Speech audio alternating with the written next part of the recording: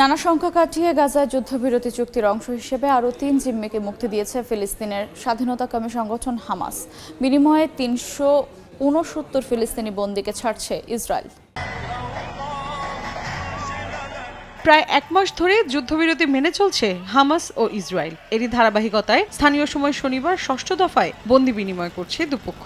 ঐতিহাসিক এ মুহূর্তের সাক্ষী হতে ফিলিস্তিনের ইসলামিক জিহাদ সংগঠনের আল কুদস শাখার সদস্য সহ অনেক বেসামরিক নাগরিক মুক্তি পান ইসরায়েলের ৩ দ্বৈত নাগরিক। এরপর তাদের রেডক্রসের কাছে হস্তান্তর করা হয়।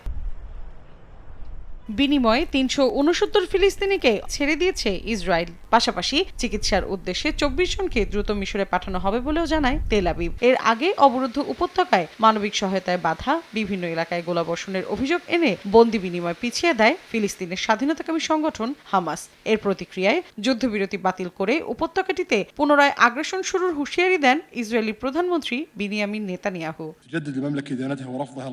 গাজার ভবিষ্যৎ নির্ধারণে নতুন পরিকল্পনা নিয়ে এগোচ্ছে সৌদি আরব। মার্কিন প্রেসিডেন্ট ডোনাল্ড ট্রাম্পের গাজা অধিগ্রহণের পরিকল্পনার উপযুক্ত জবাব দিতে রিয়াদে মিশর, জর্ডান ও সংযুক্ত আরব আমিরাতের বৈঠকের আয়োজন করা হয়েছে। এতে গাজা পুনর্গঠন তহবিল গঠন এবং হামাসকে পাশ কাটানোর কৌশল নিয়ে আলোচনা হবে বলে জানিয়েছে বার্তা সংস্থা রয়টার্স। মিশরের তৈরি করা খসড়া প্রস্তাবে বলা হয়েছে একটি জাতীয় ফিলিস্তিন কমিটি গঠন করে গাজার শাসন করা হবে, যেখানে সংগঠনটির কোনো সংশ্লিষ্টতা থাকবে না। ফিলিস্তিনিদের বিদেশে পুনর্বাসনের পরিবর্তে আন্তর্জাতিক সম্প্রদায়ের অংশগ্রহণে উপত্যকাটি পুনর্গঠনে কাজ চালানো হবে। এরই ধারাবাহিকতায় ২ রাষ্ট্রভিত্তিক সমাধানের দিকে এগোনো হবে।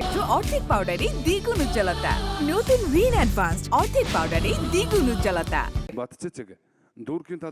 এদিকে তুরস্কের প্রেসিডেন্ট রিসেপ তাইপ এরদোয়ান যুক্তরাষ্ট্রের সমালোচনা করে বলেন, ফিলিস্তিনিদের গাজা থেকে উচ্ছেদের পরিকল্পনা অমানবিক। মধ্যপ্রাচ্য নিয়ে ট্রাম্পের হিসাবে ভুল রয়েছে বলেও মন্তব্য করেন তিনি। মৌসুমী সাথী, সময় সংবাদ।